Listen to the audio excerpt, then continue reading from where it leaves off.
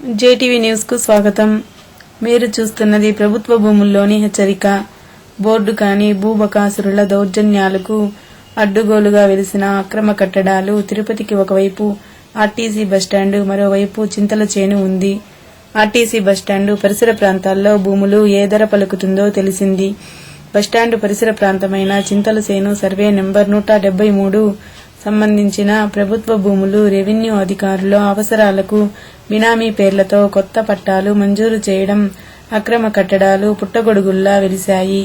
ప్రభుత్వ భూములు గుర్తించి కాపాడుకోవాల్సిన రెవెన్యూ అధికారులు హెచ్చరిక బోర్డుతో సరిపెట్టుకుంటున్నారు.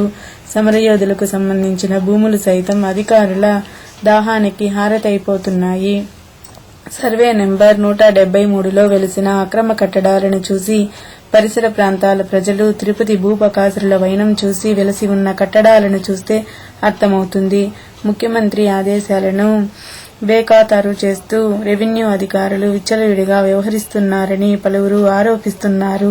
ఇకనైనా సంబంధిత అధికారులు అనధికారులపై తగిన చర్యలు తీసుకోవాలని, ప్రభుత్వ విలువైన భూములు కాపాడాలని మహిళా సంఘాల డ్వాక్రా గ్రూప్ మహిళలు వినతి పత్రాన్ని తిరుపతి ఆర్డీఓ గారికి సమర్పించారు.